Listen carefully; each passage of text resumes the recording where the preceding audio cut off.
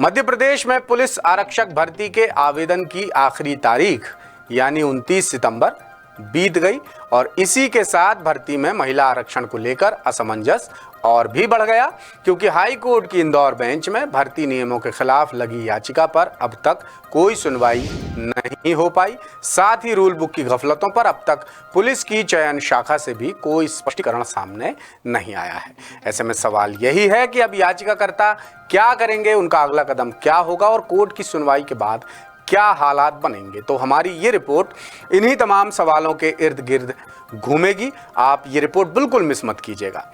तो पुलिस आरक्षक भर्ती के लिए पुलिस मुख्यालय की भर्ती और चयन शाखा ने जो रूल बुक जारी की थी मध्य प्रदेश कर्मचारी चयन मंडल के जरिए, इस पर गंभीर सवाल उठ रहे हैं। इससे जुड़ी पूरी खबर, महिला आरक्षण के मामले से जुड़ी तमाम जानकारियां 22 तारीख को हमने एक खबर की थी, उसमें हमने सब कुछ आपको डिटेल में बताया था और आज हम उससे आगे की बात कर रहे हैं, जब 29 सितंबर को पुलिस आरक्षक भर्ती के आवेदन करने की आखिरी तारीख बीत चुकी है। तो एएसबी की वेबसाइट पर जारी रूल बुक में हॉरिजॉन्टल आरक्षण की स्थिति पर असमंजस के चलते महिला अभ्यर्थियों ने हाई कोर्ट की इंदौर बेंच में याचिका दायर की थी। याचिका में गृह विभाग के प्रमुख सचिव को प्रतिवादी बनाया गया है। 19 सितंबर को हाई कोर्ट बेंच में पेश की गई याचिका पर अभी भी सुनवाई नहीं हो पाई है और 29 तारीख तक सुनवाई हो जानी थी, ऐसा माना जा रहा था, ताकि महिला अभ्यर्थियों के आरक्षण की स्थिति साफ हो जाए, मगर सुनवाई नहीं हो पाई।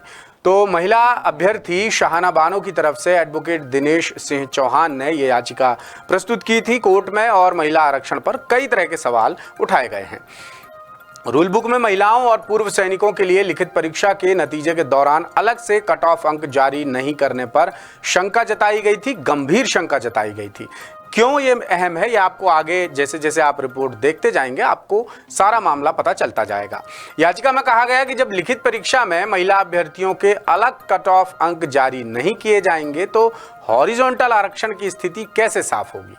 यदि लिखित परीक्षा में उन्हें पुरुष अभ्यर्थियों के बराबर अंक लाने होंगे तो फिर महिला आरक्षण का मतलब क्या, सरकार क्यों 35% महिला आरक्षण के दावे कर रही है, क्यों गजट नोटिफिकेशन निकाला गया है, ये सवाल याचिका में उठाए गए। आगे कहा गया कि रूल बुक लिखित परीक्षा के कट ऑफ के आधार पर वर्टिकल श्रेणी के पदों के विरुद्ध 7 गुना अभ्यर्थी बुलाने की बात इसमें कही गई, जबकि हॉरिजॉन्टल श्रेणी यानी महिला अभ्यर्थियों को इस स्तर पर मौका नहीं दिया गया। ये भी याचिका में एक बड़ा पक्षपात का विषय बताया गया है।